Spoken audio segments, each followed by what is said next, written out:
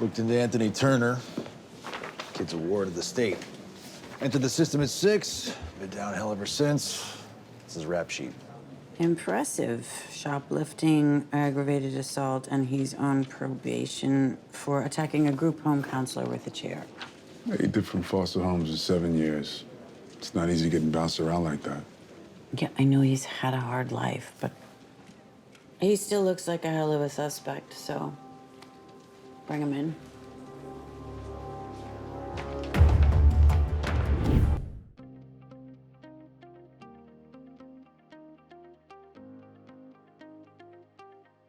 Yes and no. Yes and no. The dilemma that Shaw had at that moment was really a false choice, because if he didn't tell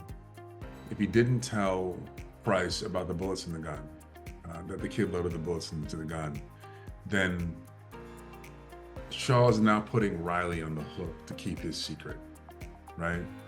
So not only is he putting his own credibility on the line, he's now putting Vincent Riley's credibility on the line. And I just don't think that's something that Shaw, it's something that he's going to struggle with. It's something that he lost some sleep over, for sure. But I don't know in the long run that he could live with himself if he's not leading with truth and justice and morality and what I like to call human equity consciousness, where he's treating every single person the same way because they're a unique expression of the soul. And I don't believe he could have lived with himself in the long term had he not. And it definitely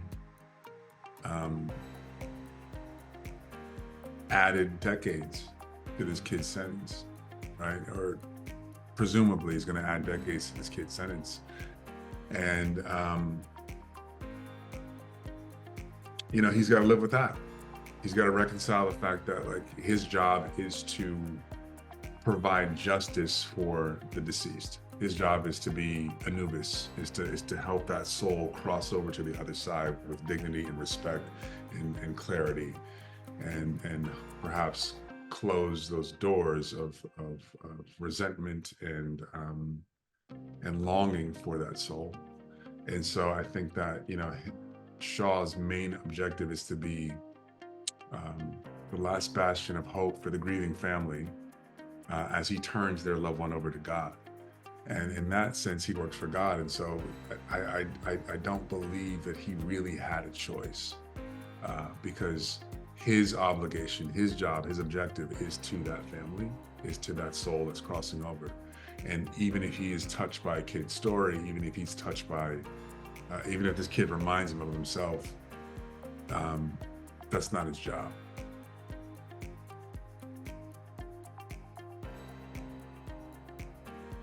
Right, which was amazing, because I thought I misread that. Right, I was like, wait, hold on, so like, because and then the writers came back like, no, that's the real struggle. I was like, oh, okay, this is actually more interesting. Let's go.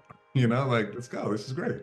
Like, he's gonna actually put his own. He's possibly putting his own reputation on the line, because this kid has struck a chord with him. But then again, also this kid is a murderer. So where does his obligation lie? And like that was a wonderful thing to be able to play.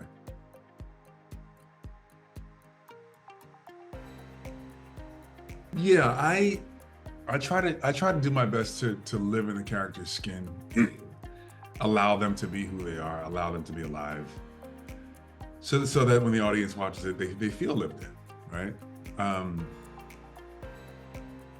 And so for me, it's very rare that, I shouldn't say it's very rare, I should say that opportunities in life are rare to heal through your employment, right? And I would say that Shaw and I have a lot of the same traumas, and Shaw and I have a lot of the same, some of the same backstory that triggers us into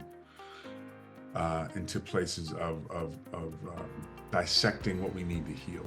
And so I'm able to heal myself through Jalen Shaw, where there's a feminine wound there. There's a severe and deep abandonment wound there from family. And so I didn't need to look any further than, some parts of my own life.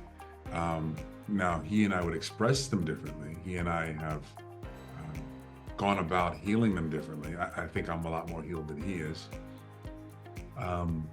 But in this character, in playing that backstory, I was able to dissect some of the things that were still haunting me, and cathartically have this experience through Shaw. And so there was a beauty in that. I think in that scene, you're watching Mehcad Brooks heal in some ways. Mehcad Brooks search for answers in some ways through Shaw, and it's very rare that you get to do that, where you're carrying the duality of yourself and the character all at once, both having the same experience. So that was really special for me.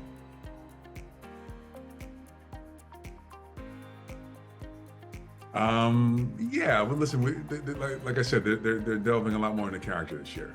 And I think that I would love to see what's his romantic life like. Like what makes him tick off when he doesn't have the badge on. And I think that, with the television landscape the way it is, once again, this is Law and Order. We have the same DNA. It's the connective tissue to the original show, but we are changing things. And we're getting more involved in the character. We're getting more involved in personal lives. And I think that there is something about finding out who, not just about the case, but who's solving the case, right? What is it? Who's close to them? What's important for them? If they got everything that they wanted, what would that be?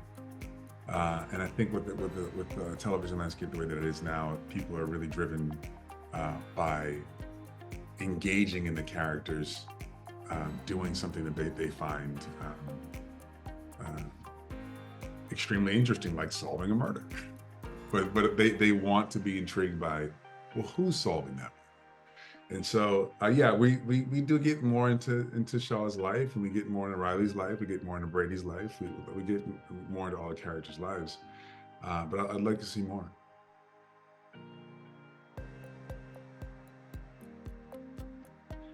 Not that I know of, but I'm one of the last to know. So don't go by me, don't look at my schedule and try to figure that out.